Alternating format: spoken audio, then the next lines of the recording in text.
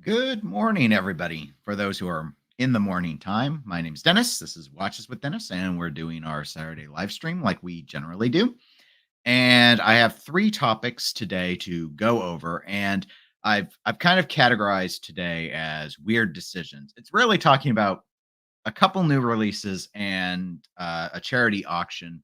All the links are in the description as per usual. So you know how accurate the titling was. I picked all three very explicitly, whereas last week I felt that there were a lot of new watches that were interesting, whether I liked them or not. I just thought they were interesting to go over. This week there were a few like that, but there were a few that I just thought, what was the brand thinking? I kind of get it on some of these, on some of these I don't. So I thought that might make for a fun discussion. Now, I actually don't have any pre-recorded videos to plug from the last live stream till now. I didn't do any. I didn't expect to do any really, but nothing caught my eye enough to even try and put something together. So, in that regard, I guess we shouldn't be too surprised. And I guess I'll say on the wrist today is actually my Seiko Prospects. I always forget where the camera is because I'm not actually centered between the two monitors I use. But this is the SRPH57. It's one of the Save the Ocean watches. So maybe if I get it in really, I can never get the focus right on these. I think I have to block myself. There we go. Now you can kind of see it. So anyway, it's one of the Save the Oceans. But and I thought I had worn all my watches in 2024, and I was checking my list, and I had not worn. I think I had worn this one like the day before New Year's Eve, and so I forgot that I hadn't worn it in a while. So it's on the wrist finally because it doesn't slide under a cuff, so I don't usually wear it. Obviously, I don't usually wear it to work because I haven't been wearing it.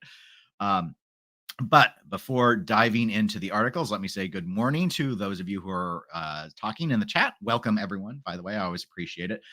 So good morning, Kevin. Good morning, Matthew. And thank you for being a 99-cent club member, as well as to Neff. Good morning. And welcome, Frank. Glad you were able to join in. So let us go ahead and start with Bremont. We talked about Bremont last week. So let's start with it again here to keep the thread going. A brand I have never owned, often described, I would say, as British and overpriced. Those are kind of the two words that I hear associated with the brand. And apparently, they have some Argylle inspired pieces. Now, it's not Argylle as in that what is it, that like plaid look. I don't really know design. So Argylle's like a pattern or something, that, or at least a lot of people say it that way. And maybe it's a place somewhere in the UK. I'm not sure on that.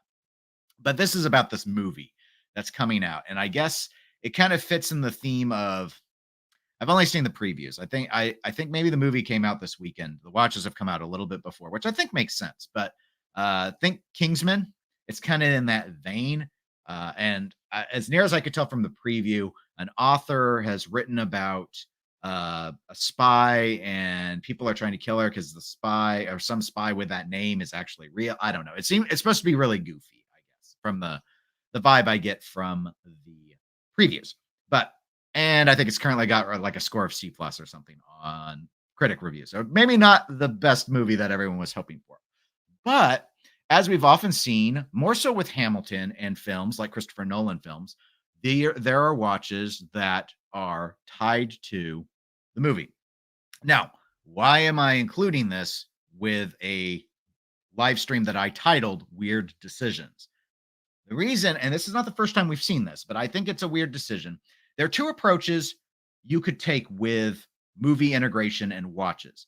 One approach is kind of like what we ended up seeing, granted, it was years later, with the Murph from Hamilton related to Interstellar, where it basically was, here's a watch that was made for the movie, it's in the movie, and eventually, in that case, they turned out a actual production model that people could wear of the watch that was in the film. That's option one. That's the option that makes sense to me. Then there's option two. This is option two. Option two is when you say, let's make watches that are inspired by a movie, inspired by the characters, inspired by the vehicles or whatever. And that's kind of the vein that Audemars Piguet kind of has done with their Black Panther and their Spider-Man watch.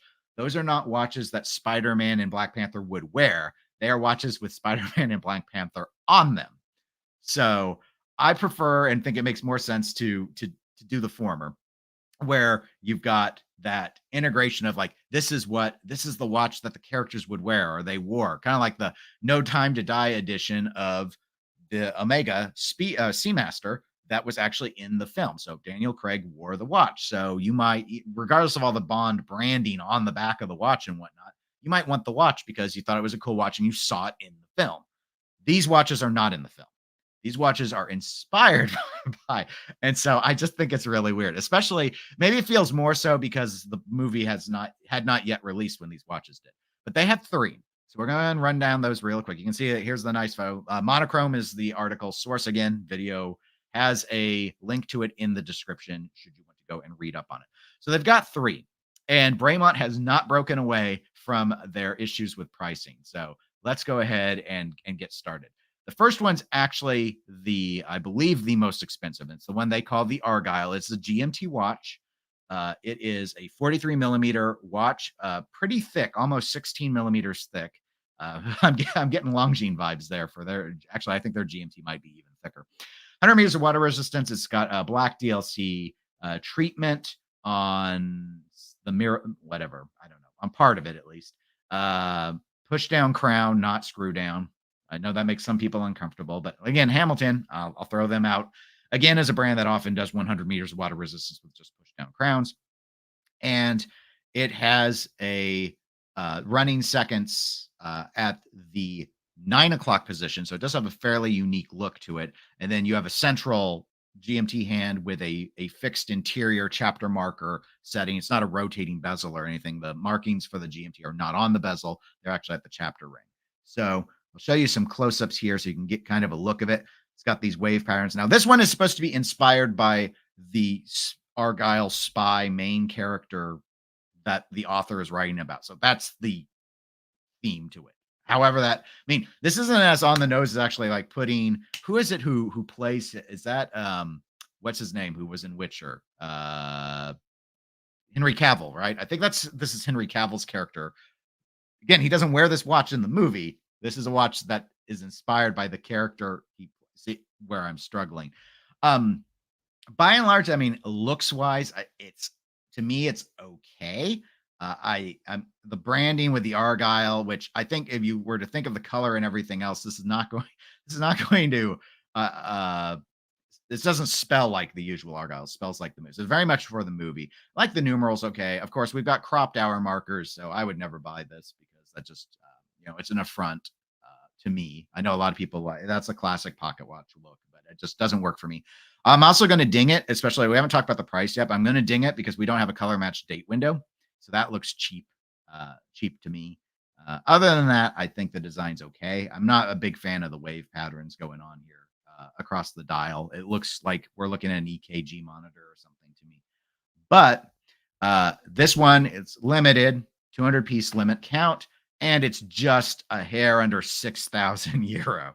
So we're talking some serious money. Here's a picture of the back of it if you were curious about it. So I will catch up on chat, but let me go ahead and get through the other ones real quick. Okay, so let's say you don't want the $5,950 euro GMT version. Then there's the Argylle Jet. I don't know which character it's inspired by. The author of the article wouldn't say because they felt it might be a spoiler. This one's 43 millimeters in diameter, thinner, 14.5 millimeters thick here, and it's got a lug width of 50 millimeters. So still pretty chunky watch. I could wear it, but larger. So in this case, we've got, you can see some of the images there, but this one's cheap. This is about 500 euros cheaper. So it's 5,450 euros. This one still has the 100 meters of water resistance. Date window is at the conventional 3 o'clock position, which I think is very helpful. And you see a lot of the black DLC going on with this iteration of the watch. So I think this one's a lot tamer. Obviously, we got little triangles versus that EKG style looking. They did color match the date window here, so I really don't understand why they didn't do it on the GMT. I'm extra confused, especially since this is a less expensive watch. Looks like they've got very large lume plops on this, so I don't think there are any photos showing it in luminescence. So, but by and large, double crown look. I think this one looks a lot better. I like this one's look a lot better. The biggest thing that would stand out to me is, again, we're still talking like 5,500 euros, so it's a very expensive watch. Is the balance. Now, this is always a risk with 3 o'clock date windows, and there are a variety of ways people will try and tackle that. And you can see there's some like angled beveling here, so it's not just like a cutout. It actually it's well integrated. It's pretty well integrated. A little bit shorter hour marker than the right hand side. I would have assumed they did this so that they would be like this length, however many millimeters this is across, would be this length with the date window, but it's not. The date window is too big for that. And there's the easiest way you can tell. You can see the center pinion for all of the hands. Notice how many triangles you have across to get to the date. 1 full, 2, 3, 4.5. Now, how far is it to get to this other one? We can even skip this first partial if you want. 1, 2, 3, 4, 5, 6, 6.25, 6.5. So it's lopsided. It's obviously lopsided. And the problem is the triangles make it even more obvious. So because of that, well, I guess these aren't triangles, diamonds. The diamonds make it even more obvious. So because of that, at the price point, I wouldn't go for this. But I mean, it is what it is. The timing bezel is why there's 2 crowns, by the way. So that it rotates an interior timing bezel. Very Polaris style vibe to that for me. And then the third one's based off of the author character in the book, the Argylle Ellie. This one actually might be my favorite looking one, but it's 34 millimeters in diameter. It's the thinnest, but still just under 11 millimeters. That's quite wearable. Time plus date, pretty straightforward. Once again, though, we have these EKG looks are back. I just like the numerals a little bit better. And of course, because of the cream colored dial, the date window feels more color matched than on the first one we discussed. This is also the cheapest watch, but that's not saying a lot. It's 4,000 euros, and they limited this one to 30. I don't know how many they limited the second one to. 75. So 200. They actually limit them more the cheaper they get, but none of these are cheap. Here's a look at the back of the LE version if you are curious. That one actually fills out the case. Of course, the case is 34 millimeters. That helps a lot more. That's another thing I was going to point out with the, what's the name? The Jet one. This movement sure feels awfully small for the case. I'm just saying, when your display case back portion is almost the same size as all the metal out around the edge. Again, for the price point, a little disappointing would be the way I would phrase it. But anyway, so those are those 3. And again, weird decision in my head is basing these off of characters. The characters don't wear these in the movie. Why not? That would have been such product placement to make people interested in that. I think would have been really awesome. But anyway, here's a shot to let you see all 3 while I catch up on chat, because I've seen it scrolling through my periphery. And so I know I'm falling way behind, because I'm assuming people have thoughts on what's going on here. First, hello, Tuna. Welcome to the live stream, and thank you for being a 99-cent club member. Hello, Underhay. Glad you could make it to the live stream. All right, let's start talking about the watch. So Matthew says, these would be cooler if they were actually worn in the movie, like the Omega No Time to Die. I agree. That's where it's like when we see these collaborations, we see these 2 choices, right? We see the let's put the watch in the film, which to me, like as a marketing, I'm not a marketing person, but if like part of the reason I assume that I still have an interest in a Rolex Submariner isn't because of the Rolex branding. It's I still remember like the close-up shots of watching Sean Connery wear that in James Bond. And even though Roger Moore is my Bond, because that's the one who was making movies when I started watching them, I still remember that. Like it was one of those things. And then of course the cool gadgets and stuff help with that. It's probably honestly why I do, while it's not one of the colorways, like the blue colorway of the Pierce Brosnan era, I do have a 300M Seamaster that's very much in the Bond design that I remember from the laser cutter, and the timer for the detonators or whatever for the for Goldeneye, when I was a teenager. So those things can work, like they resonate. Like you can remember, like that watch looks cool. So whereas here, you might look at these and say these watches look cool, but you're not going to say that when you see the movie, because these watches won't be in there. That's why. So why do it? I mean, I guess tip of the hat to the fact that they didn't just stick the characters' faces on it somewhere, but still, I'm just kind of like, I don't know. And let's bear in mind, these are very, in my opinion, these are very expensive watches for this sort of tie-in. And I know that they're limited, but I do not care. I do not care. I guess that's par for the course for me. Matthew also adds, pricing is rough. I think it was a blog to watch that mentioned there are Bremont boutiques that didn't sell a single watch in Q4 last year. That should be, I had not heard that. Or wow, that is, if that's true, that is terrifying, especially if it's a boutique and that's all they deal in. Holy crap. I know the watch market has been softer lately with inflation and concerns and all the rest of it. But wow, very, very different. Uh, Tuna, who I believe is a UK resident, says the looks are okay. However, Bremont just seems too expensive for what they actually are. Yeah, and again, as I kind of noted before I started going through these watches in particular, that's a reputation that Bremont is really saddled with. Over here in the US side, Shinola had that rep for a very long time. Like decent watches, but overpriced for what they are. And then they had some additional baggage because of the like assembled, like how much Detroit assembly was really involved, that sort of thing. Let's see. We've got Koji says, I know it's a GMT, but a dress watch with dimensions of 43 millimeter in diameter, 15.8 millimeters in thickness, which was, of course, implied via the ... rolly eye face. Okay, good point. I will push a little bit just on the diameter. I agree. Dress watch wise, with that approach and that thickness is, in my view, too thick for a quote unquote proper dress watch. I will give a little bit of grace for the 43 millimeter simply because some people with larger wrist sizes are not going to be comfortable with it, what we might call current dress watch aesthetic choices on sizing, much less traditional. Whereas, traditional might be that 32 to 34, 35 millimeter. And nowadays, I think a lot of people are more going 35 to under 40, maybe up to 40. I generally, when I look at for dress watches, I'm usually looking in the neighborhood of 36 to 40 and not over 40. But people with larger wrists, because they might want it to have some presence still, just because of the wrist size. Like they might be someone who defaults to a 45, 46 millimeter watch. They might be willing to do like a, Vacheron Patrimony 42 millimeters, not uncommon. So this is still, I feel it's a little big for a dress watch, even for people with like near on 8-inch wrists. That's my just a judgment. But anyway, long story short, I sympathize with those that will want a dress watch with a large diameter, but I think it should still be flat, relatively flat. So I always like, you better be getting a lot of bang for buck bang for like complication wise, bang for buck when you go over 10 millimeters.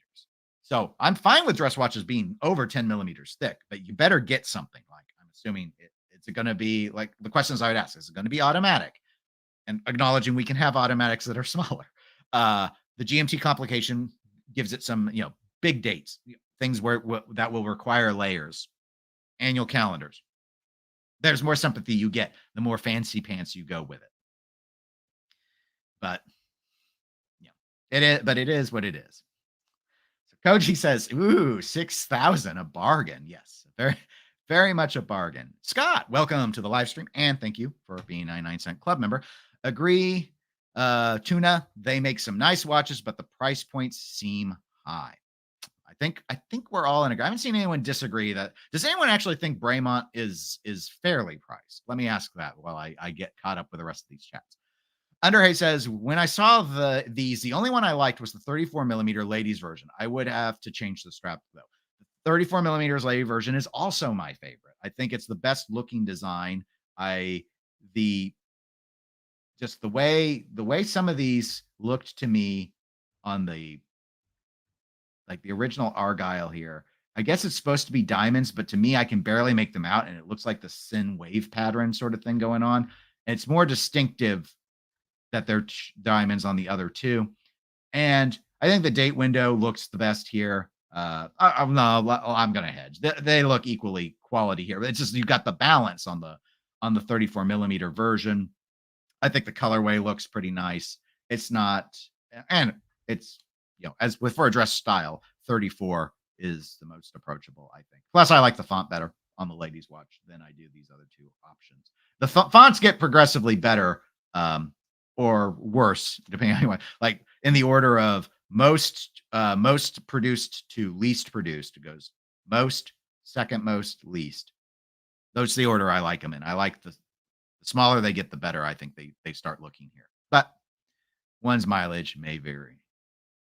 All right, let us see. Tuna says these are supposedly made in Surrey. Is that how it's said? I don't know. However, I seriously wonder. Well, maybe partially, but maybe do the movements come pre-built or not? Might be a question. Like one of the things I've heard is like Union Glashütte. I think they get a lot of like Salida movements that they use for their watches, but they do assemble them in their German factory in Glashütte. Like they put them together or something, or supposedly, purportedly, rumored. It's rumored to be true. T-Looks, welcome to live streams, asks, are there any brands doing tie-ins with movies? Breguet, Grand Seiko. I read Citizen doing a tie-in with Godzilla. Would be interested to see if Bulova did something. Yes, T-Looks. Hamilton is probably the most famous for Hollywood collaborations in particular. So normally it's them. There have been other brands that have tied in. I think, oh gosh, I don't always know if it's formal or not. Like there was a Soviet submarine movie. It might be K-19, The Widowmaker, or it might be a different one.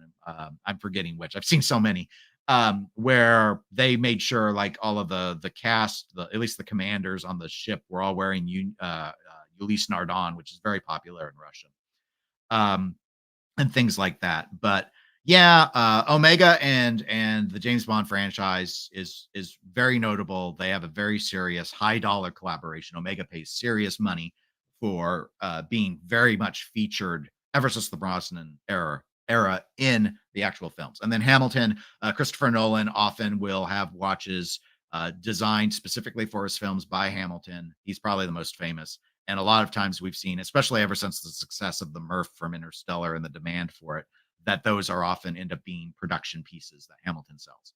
So those are the main ones that stand out. But there are probably some other one-offs, kind of like how you mentioned Citizen and Godzilla doing that sort of thing. So there are cases like that.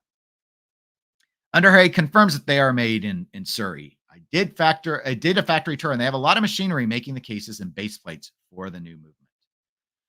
Neff says, I was born on the wrong side of the pond to appreciate Bremont. They've really nailed their identity to British culture, and I just don't get it. Tuna likes that they are indeed actually factory producing elements, but still finds them rather expensive. And let's see. Tuna says 43 millimeters is too bloody huge for a dress watch. He's dying on that hill, and I am wrong to oppose him. That is what is said all in between. But I still will show some sympathy to our larger wrist brethren out there. We might not be them, but they do exist. Like if Tony were here, he might say he likes the 43. I don't know. I haven't asked him what he thinks about these watches. Speaking of large watches, let's go to my next weird decision watch. This one might be the least weird of the three we're going to do, but it's Hublot. Or maybe, do we say the H? I've heard some people say Hublot. I think most say Hublot, so I'm going to probably avoid the H today. Hublot.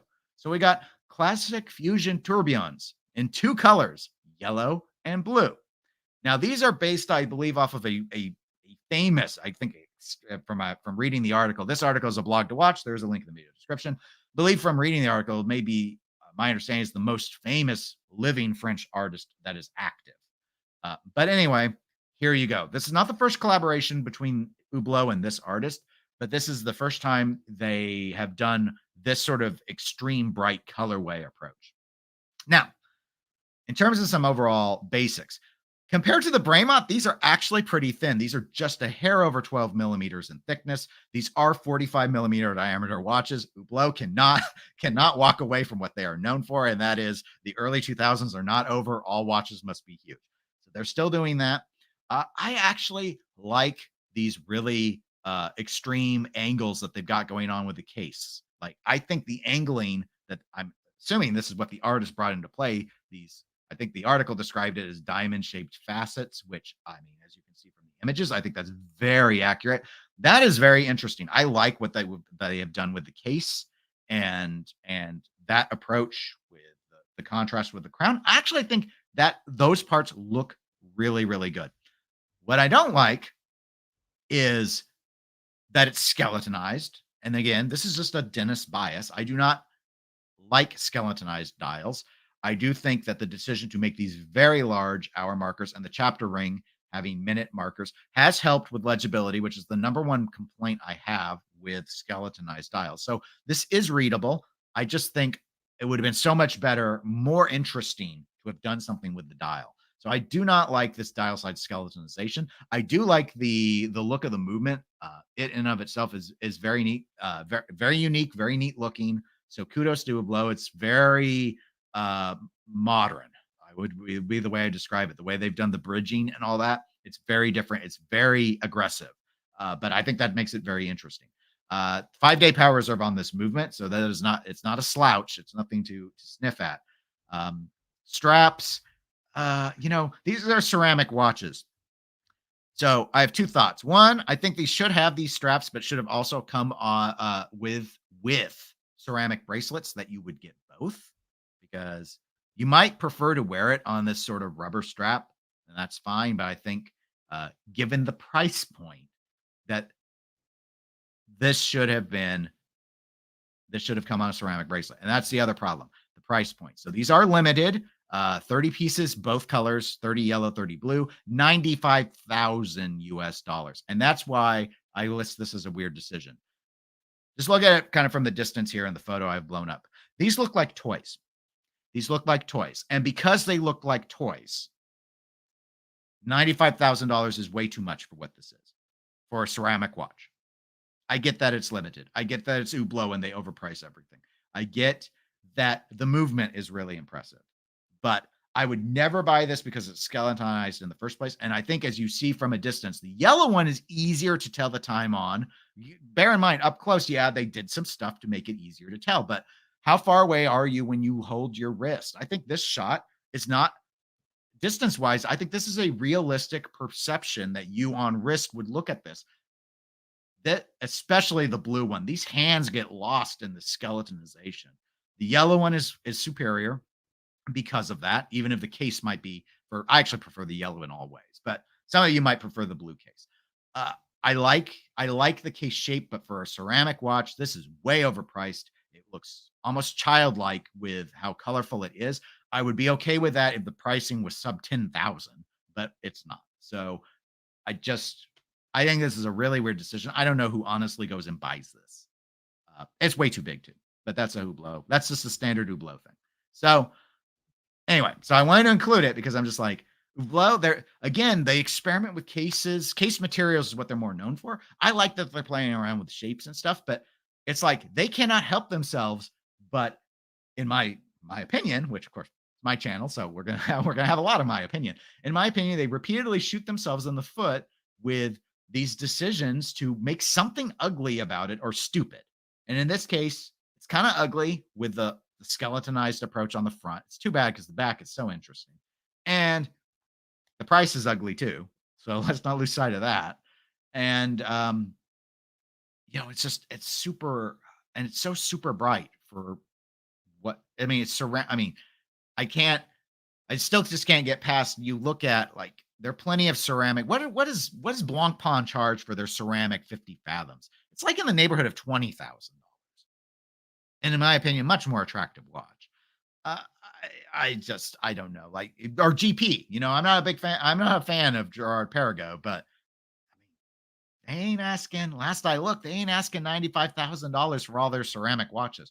I just don't think it's worth it. I don't think it's worth it. And so the pricing with the limited count and all the rest is really weird. Whatever the artist brought to the case is cool, I think, but no, not at this dollar amount. So anyway, that's just kind of where I'm coming in on it for me. Let's see. Catching up with the chat here. Let me give you guys a picture again so you can look at it, not just in my head. All right. So Scott says, while not on my radar for purchase, I think they do make some interesting and unique pieces, although I know it's vogue to bash the brand. I'm assuming that we're talking about Hublot. There have been a few Hublots, like some of the old Big Bangs, like the older sizing. Honestly, I think that they have a look that can work. It's but then they do stuff like this. Like it's kind of like Panerai. That's what I mean my comparison. So Panerai, very it's not my style, but very unique look. I know a lot of people who love the look of Panerai, but the it's so they just make the same watch over and over and over. And then they charge so much for derivative designs of already existing designs that they already did that you can buy used so much less. I, it's Hublot at least experiments more than Panerai does, but they also lose the plot far more when it comes to pricing. So that's kind of where I come at with them. Tuna says Hublot gets a lot of abuse. Not all of it seems fair, but this time it really does remind me of something from AliExpress. The bright colorfulness of the ceramic gives it a cheap look. As I like the shape, the facet. I would really like to see the shape design that we see here with these diamonds angles in a metal. I think it would have looked more adult. So I'm very curious. I'm okay with the colorway. I'm okay with it being ceramic, just not at this price point. Not when you're basically pouring a mold and firing it in a kiln and then saying this is $95,000. No, it's not. It's not $95,000. I'm sorry. I get that there are many multiple markups in luxury watches. Obviously, I've been okay with it because I've bought some and I know they're marked up. That's how watches are. This, uh, but this is a bridge too far for me by more than like half this price. I would be criticizing this price. That's how extreme I feel this is out of this brand. Yeah, Hublot does I think unfairly get dogged. I guess we can blame Nico, right, Pride and Pinion for that with his, uh, his little video shorts that he often does where he just screams about how Hublot is awful, and people have latched onto that. I think honestly, I really think a lot of it stems as much from that as anything else because he's got a lot of reach. So so people just sort of latch onto that and run with it. Whereas there have been other companies I think have been far more shady that are less criticized than Hublot is. But I'm not going to defend Hublot either because they've got a pricing problem. Their brand prestige does not warrant this, in my view. Neff notes a fool and his money and their money. True. I mean, it's up to you. If you love it, you can buy it. Koji seems to find the $95,000 price point amusing. Underhay feels that these make the Bremonts we were discussing seem like a bargain. Scott says, I can't argue that about them looking like a toy, but can we not say the same for Richard Mille? I guess there's a market for this aesthetic. I think Richard Mille, I think looks worse than Hublot overall. Most of them, I think it's because of I think the tonneau case shape and that size with that skeletonization looks worse than this sort of porthole style with it. Um, I think people buy Richard Mille because they've just become. It's like this is unfair, so just know that going in. But in my head, Richard Mille feels to me like someone said, "I want to make a brand that is more coveted than Rolex," and they just saw it out and they're like, "Okay, it's got to be more expensive because that'll elevate it on the prestige side. So we'll make it more than that. Oh, we gotta make sure we beat Patek on pricing too." So they've done that.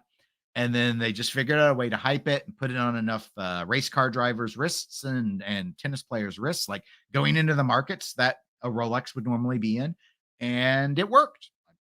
People are like, "Whoa, Richard Mille," but no, I can't think of a single Richard Mille that I would actually want to wear, much less own. Well, own for like investment purposes. I mean, I'd love to have one to sell. Don't get me wrong. But yeah, no, I don't see the appeal of Richard Mille. Hublot actually has designs I've considered, not seriously enough to shop them, but scroll 24 Chrono 24 sometime and look at just some of the older Hublots and see. You might find a few you might like, and you actually find some that are smaller than you may think. The modern era has really skewed what they used to do with very similar case shapes. So they've just gotten a lot bigger over time.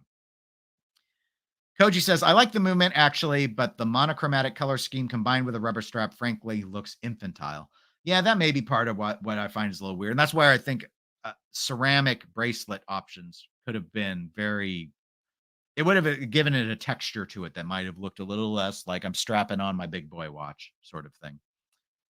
Neff says, the movement looks like someone dropped a box of toothpicks to me. I can see that. Again, to me, I get this sort of, let's get to I should have just clicked on the photo outright. Darn it. Apparently it's not in the yeah. Oh, it's the last one. No wonder. No wonder it's taking forever. Yeah, it's like finger bridges is kind of what I call when they have like a bridge to each gear, which I think is kind of cool. And it's not my favorite aesthetic. I think plates kind of look more attractive in general, but given sort of the future vibe the rest of the watch gives, I think it works here. So it's one of my preferred parts would be the movement. Tuna says 95,000. You would have to be insane. And Pre2 asks, how does LVMH mess up Hublot so much with Zenith in their portfolio to learn from?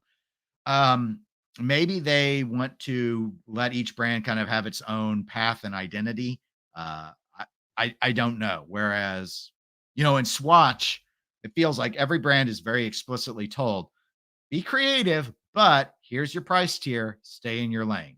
Omega's the only one with any serious range, right? Everyone else is very, very much like, here's your Swatch, here's your Tissot, then your Hamilton comes in, and or they have their little shuffle around there, and then Omega's going to be above all of that, and then okay, like Breguet is going to be the crown jewel. Then you've got Richemont, where you've got a lot of brands within it that are at the same price tier. And then LVMH has fewer watch brands. So I'm kind of wondering if they're like, maybe these make money. I don't know how Hublot's doing portfolio wise. I mentioned it last week, and I still have not gone and pulled LVMH's financials to see what they said. I remember reading a headline that basically said they did very well, whereas Swatch kind of missed Swatch had good numbers in a vacuum, but they missed their targets. So in a way, they kind of failed. So I'm not sure. I'm actually a little worried about Zenith though, because the guy who was in charge of Zenith, the CEO of Zenith, I believe, is now in charge of Tag Heuer, since the Tag son of the owner of LVMH is now overseeing all of watches. So I'm worried about what might happen with Zenith. In fact, did Zenith get the Hublot CEO as their CEO now? I don't remember, but I'm a little concerned, a little bit concerned. What I'm not concerned about is us moving into our final category of weird decisions, and this one is going to be about charity auction. I'm not judging the charity. I'm not judging the auction. Hey, if this works, if this raises money for the charity, great. But I want to make fun of it a little bit in terms of just like you want to talk about like a low effort. What can we do for this charity that's not going to cost us any money? I'll tell you what you can do. You can do Swatch, and that's what we're going to have here. So, hey, I can't remember the last time I showed you guys a Hodinkee article. Link in the video description if you want to read it. But Hodinkee has this piece about Omega. See, Omega has historically partnered with a charity called Orbis. And Orbis it's blindness prevention. I wasn't familiar with the charity. The charity focuses on blindness prevention. Omega and Orbis have had a relationship for a very long time. But this go around, they're going to auction off 11 complete Moonshine Gold sets. You can see the briefcase here of these Moonshine Gold watches. Now, there are a few reasons why this amuses me. But let me quickly go ahead and tear through like what's going on with all of this. They're going to come in these suitcases. You guys have the member berries? You member berry when the MoonSwatch first came out and they were in a case, like in the preview trailer thing, the teaser, the announcement trailer, I guess would be the actual term for it. Yeah. So these are going to come in this case. You see the little patch, little Omega Swatch. Remember, it's a collaboration. This is Omega and Swatch together. Not just Swatch. It's Omega and Swatch. Okay. Remember berry it. Okay. So we got that. All right. I didn't even remember this watch came out. I don't think I ever talked about it. So there is a Moonshine Gold that was the mission to Neptune. Okay. So that's going to be included. All of the Moonshine Gold versions are going to be included in the case. Each case is themed around, remember, I think when they did that release, each all the areas were focused on boutiques in particular cities.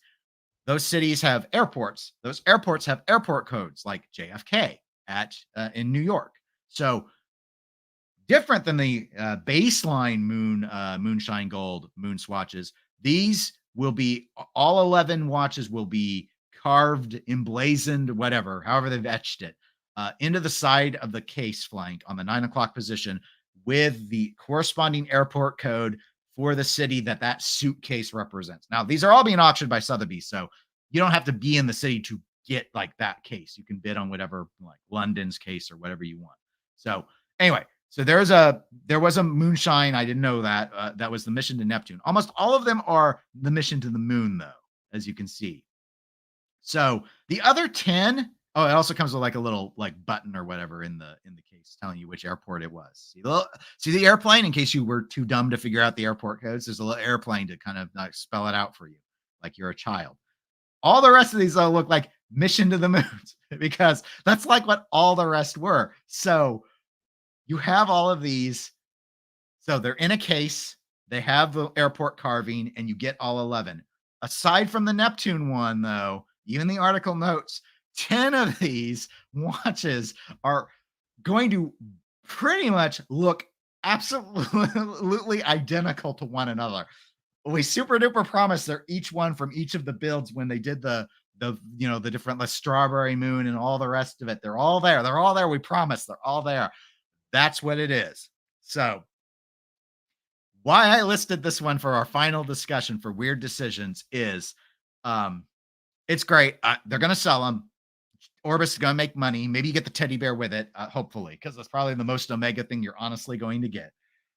I know that it's a collaboration watch. They're always emphasizing that, but it's 11 watches no one's going to wear because they're going to keep them in the case to keep them pristine, especially if you've seen anything online. You know these things break easy. They're bioceramic. There's probably $50 worth of parts across all 11 of these. The retail value you were to have bought these without the carvings in them is what? We're talking somewhere like $1,500 US ish, 2,000. I don't know. I'm not doing that. I don't remember what they sold for, quite frankly. Let's go say $2,500 worth of watches. We'll just say it like that. In the case, and they all look the same to me, pretty much, except the blue Neptune one. That's the only special one in the whole thing. And that's it. So yeah, I'm sure this will raise money. But it feels very much like, oh gosh, here's how I imagine it. I imagine Omega was sitting there in their little, like their team, one of their teams that works with all their charity stuff. And they're like, holy crap, we forgot about Orbis. We don't have a plan this year. They called up Swatch. Hey, how many leftover MoonSwatches do you have from those Moonshine Gold runs? They're like, oh yeah, we got a few. Do you have 11 of each type? That's strangely specific, but sure, we do. Hey, can you carve into bioceramic? And as long as people don't wear them, they won't break because we won't put airport codes on them. And they're like, yeah, whatever. It's bioceramic. We can do what we want. And that's how it came about. They're just like, it feels so cheap to me. Such a cheap charity effort. But hey, honestly, I think they raised more for the charity. They auctioned watches off individually and just did something uniquely branded on the dials. But that would take more effort. So here we go. We found some suitcases. We have some leftover Moonshine Gold watches, and we're going to stamp them with engravings of airports. And hey, some people will want it because it's got the blue one. You guys remember the member berries, right? You guys have the member berries. You remember the blue one, right? The hit blue one that no one talked about because they didn't know about it. Because these Moonshine Gold versions were stupid. Anyway, that's my take. But what's your take? Let's find out in the chat while you get to enjoy this beautiful suitcase full of beautiful cheap watches. Okay, we've got, let's see. Preacher says teddy bear mascot. Yeah, the teddy bear. Let's go to the teddy bear. The teddy bear is my favorite part. In fact, I had to work it into the thumbnail for this live stream today because the teddy bear is my favorite thing. They should just sell these teddy bears and raise money for Orbis. That's what I would want. He doesn't need to sit on the suitcase. He can sit on your shelf and probably has more money put into him than a MoonSwatch does. Hey, if you like the MoonSwatch, I'm all for it. I'm just saying this. This is smart because I think it will work. But it sure doesn't feel particularly special to me to do this. The only unique thing they did besides put a collection together in a suitcase, bear in mind, is carving 3 letters into each of them or stamping them or however they did it. I don't know how they did it. I don't really care how they did it. It's not that interesting to me. But there it is. Underhay says, okay, it is a good cause and the bear is cute, but the watches are still plastic rubbish with horrible straps. I didn't even think about that, Underhay. That could have been another thing they could have done to kick this up a notch. Put them on a better collaborate. Here's a better collaboration. These watches, this case, that teddy bear, those 3-letter stamps on them for the airport codes, Omega straps, actual Omega, like the Omega NATOs. People love the Omega NATOs. I don't have an Omega NATO. I did feel the seatbelt style, NATO style strap. I felt I believe I did. I went to our Omega dealer a couple of years ago, and I think they had one and they let me, handle their little seatbelt strap. It's really, really nice strap. They should have put those on these. Actually have Omega do something for once instead of it all be Swatch with some Omega branding. I mean, for charity, for the kids, I think we could have done it for the kids. So thank you, Underhay. I think that is a good yes. The straps are garbage here. They could have included them. No one would have cared.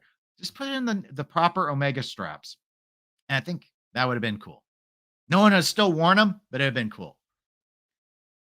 Let's see. Tuna says, I would much prefer to simply donate to the charity rather than a fortune for 11 plastic watches. Well, people are going to be like, they buy this and they save it, and then they go to Phillips in a decade and they auction it off. It's all about the auctions. I don't know. I listened to one of I think it's Significant Watches' podcast, and it's interesting because, like, the auction world for watches, maybe it's true for the auction world for everything. It feels super scuzzy to me. The podcast itself is interesting, but when I hear them talk about all this stuff in what goes on in the auction world, I'm like, it just feels so made up. I don't know. But I shouldn't criticize too much because whatever minimal value my watch collection retains is because people decide they have value. I mean, I get it. People are just saying things have value, and some of it's just the brand name on the dial. And okay, that's fine. But the auction world and how that works and the manipulations and stuff, pretty scuzzy. Scott says, I agree fully, Underhay, and I personally am not seeking 11 of the same watch. Again, that's why I think it's still smart because it's auction bait. People are going to buy these to have an untouched, complete set of samey watches in the hopes that their charitable contribution will, that'll make them feel good. And then in the future, they can make money by selling this. I don't know. There's really honestly going to be a market for this, but I don't know. I don't understand the auction world. So whatever. Scotty says, and welcome to the live stream, Scotty. Almost a straight copy of the pinball lunchbox. Okay, so for those of you who don't know, and most of you won't, there is a lunchbox that one of the pinball manufacturers, American Pinball, just recently finally produced for a game that came out almost a year ago called Galactic Tank Force. They made a custom lunchbox, and there's a whole story about why people started talking about lunchboxes, and they decided they were going to make a lunchbox with a thermos for people buying the collector's edition. And when people got the lunchbox, I guess some were disappointed because the lunchbox, I believe, was metal, but the art on it, it's not embossed. It's not like if you remember in the 80s, if you had like your He-Man lunchbox or whatever, where it was stamped metal painted. It's got a sticker. It's a decal. So very nice decal, I've heard, but a sticker nonetheless. A swatchification of Omega, if you will. So there's your pinball story for the episode, because we can never get away without having at least one. Neff says the airport codes really just push it out over the top. 11 nearly identical watches in a case, sure, but wow, airport codes. Can't wait for the Dewey Decimal System versions. Neff, no one younger than 30 probably knows what the Dewey Decimal System is. So I'm not going to explain that one. People, go to Wikipedia if you need to know more about that. So, Tuna noting, well, they included the Teddy. Yes. I don't know. Maybe the article says. Check the article. I don't remember if they said if you get the Teddy or not. I do not know if you get the Teddy if you win the auction. Neff says the Omega straps would cost more than the watches themselves. I know, but it's for the kids. It's for the kids, Neff. I'm saying they didn't put any money into this effort. Like, how much retooling was it to stamp airport codes? I'm honestly not thinking they did a whole lot. I'm guessing there's probably some CNC machine that does this stuff. So I don't think they really put much effort into it. Most of the money in this is probably the suitcase or the teddy bear. If you get the teddy bear, and we don't even know that you get the teddy bear. We may know, as in you guys may know. I don't know. So the least Omega could do for the kids. I know it's a blindness error. I'm not sure if it's kid focused or not. I'm just going to keep saying for the kids They could have put in some straps. By George. Preacher says it's important to note that these charity auctions often bring bidders who use them for tax breaks. Yes, that's quite fair, quite true. Nonetheless, I think it needs to be a better incentive than the crappy Velcro straps, and Omega didn't bring anything to the table here. So I want them to throw the straps on. I've decided Underhay has inspired me to insist that this auction is wrong without those straps. It needs those straps. Scott says, now available for sale without buying the $16,000 version, American Pinball and David Fix. David Fix, I'm not sure if his title's CEO, kind of runs American Pinball. So continued tale on the lunchbox. Added drama. The thermos with the lunchboxes that come with the thermos. Originally, the only way to they were going to sell the lunchboxes independently. The pinball company was. But the only way to get the thermos was supposed to have been to buy the most exclusive version of the pinball machine, which sells at $16,000. Cheaper than the Hublots we discussed, but notably even more expensive than the Bremonts we covered. But now the thermos is available with the lunchbox for people just to buy. So sorry if you bought a $16,000 pinball machine just for a thermos, but you may want to assess your prioritization in the hobby if that was the decision you made. I'm not saying it was right to make the shift. I'm just saying it was never the best sweetener in the first place. Koji says, contrived, pretentious, and lazy. The holy trinity of marketing. Well, there's the teddy bear. Maybe. Scotty asked, what are your prices right guesses on what this goes for? He thinks $15,000. There are 11.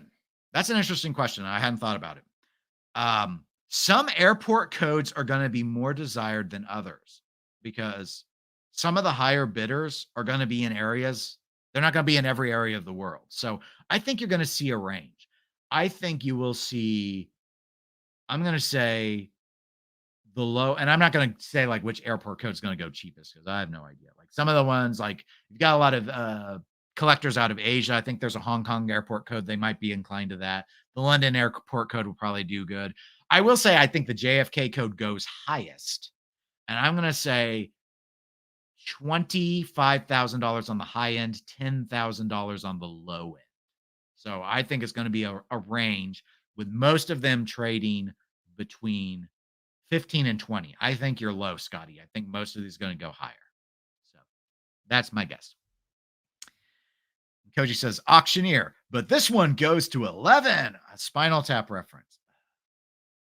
There's a Spinal Tap pinball as well. We're not going to talk about it because it's not good, or so they say. I've not played it, so cavets must be applied. Okay, so Neff says 30,000 if they throw in a teddy bear. The teddy bears might be included. I read the article. Maybe they say I just don't remember if they noted. I think they just showed the photo because it looks cool with the bear on the box. I just don't know. Anyway, speaking of pinball, I'm actually going to test out some displays on pinball machines. So I'm going to end this stream because I've got project work to do. So thank you, everyone who was able to tune in live. Feel free, if you're watching as a recording, in the comments, predict what you think the Orbis Swatch Omega collaboration auction is going to go ahead and do. Also, speculate if it doesn't say in the article, because I'm starting to think it doesn't. Do you get the teddy bear or do you not if you win the auction? So solve the teddy bear question for us, or at least give your opinion on it. I think we're all in agreement that they should. I just want to know if you think that they will. But anyway, I will plan to be back for another live stream next Saturday. Hopefully we have some non-weird things to talk about. We probably will try and focus more on just talking about watch releases. Haven't decided yet. Of course, I base that off of what news happens. But until next time, everybody take care. Have a good week, and I'll talk to you on the next one.